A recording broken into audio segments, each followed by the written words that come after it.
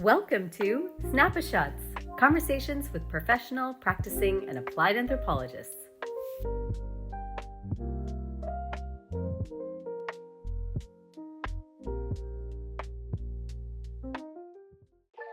I'm Sonja Hodgson. I am a practicing anthropologist, currently working as a user experience researcher with legal research technologies. So I would say that I've always been interested in learning more about what makes people different.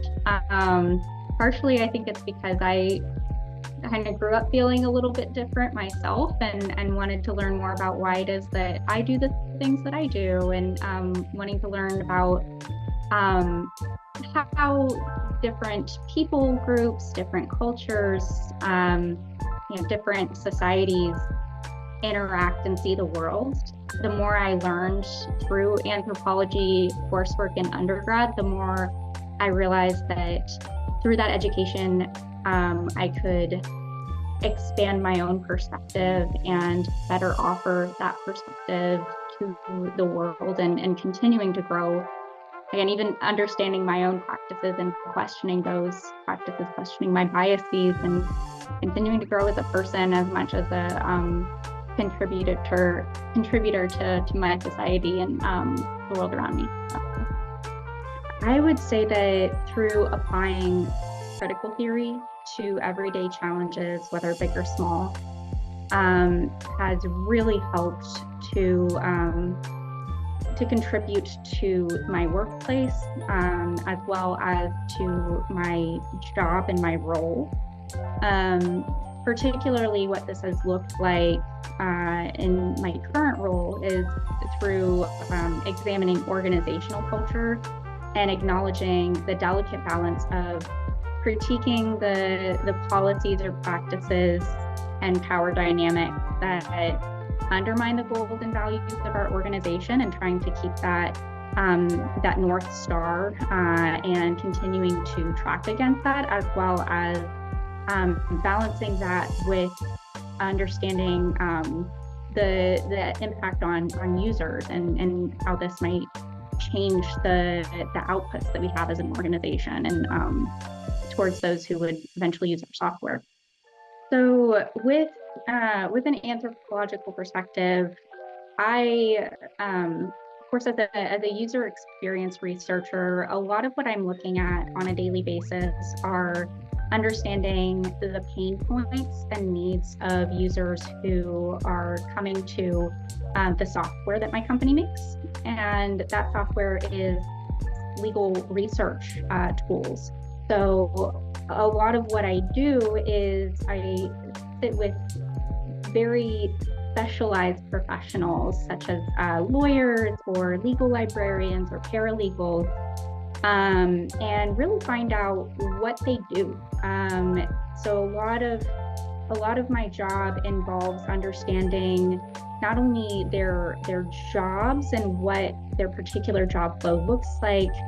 In a way, there's definitely ethnography involved in understanding their workflow and how they use the tools that my company makes, as well as when they come to those tools and the pain points that they have with using this technology and the areas for that technology to change or adapt. And a lot of that looks like accessibility concerns and meeting those accessibility concerns. And anthropological background has been foundational for really preparing me to not only study those accessibility concerns and understand the different layers that impact it, more so than just does it meet ADA requirements, but better being able to advocate for those needs and concerns to stakeholders.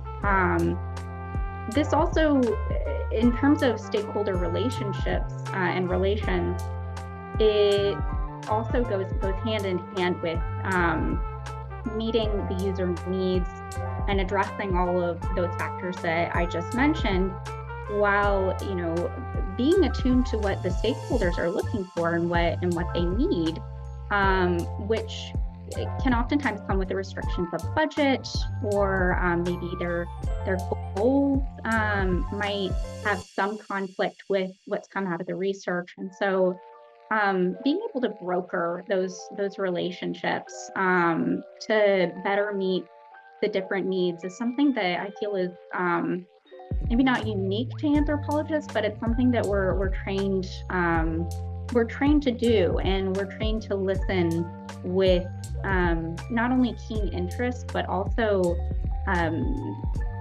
empathy, and really putting our own needs and desires on the back burner to build those strong outcomes that benefit all parties.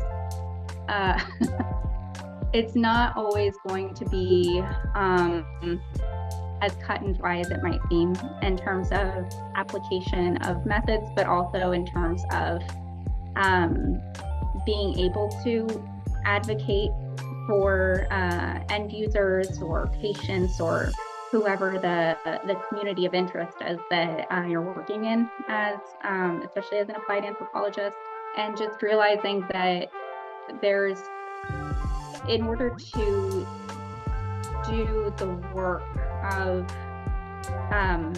applied anthropology in a community or organization that is not grounded in anthropological theory, or maybe you're the only anthropologist or one of a small handful of anthropologists, it can be a challenge to again broker those relations. And so there's an amount of give and take that I've learned is really important, and there's a strong dose of humility that needs to come with the work that we do, and that empathy that we show the end users or the community of interest also needs to apply to the stakeholders, because there's a lot of dynamics at play, and I have found that the best outcomes happen whenever it's more of a dance rather than transactional. I think the biggest thing is just encouraging anthropologists that the education that you have is preparation enough. You're most of the way there in terms of an applied career. I like to think of the industry-specific language or methodologies as getting into the mindset of being in a new field site. So there's new vocabulary that we have to learn. There's new techniques that we have to try that better apply. And not being intimidated by language that seems maybe too jargony or that is outside of your wheelhouse, because again, there's always going to be something that you need to learn, whether it's specific to anthropological methods or more industry aligned methods. Again, the tools from anthropology that I've learned, being interviewing, conducting surveys, and definitely that empathy with the community of interest, those are backbone of what I do, and that those are really the main foundational tools that you need. So everything on top of that is just extra. So encouraging folks, and then just realizing that being tenacious can go a long way, and it might take some time, but that it is well worth it, in my opinion, to branch out and to do something that really excites you. Like what you see? Let us know. Find us at practicinganthropology.org, LinkedIn, Meta, X, Bluesky, and YouTube.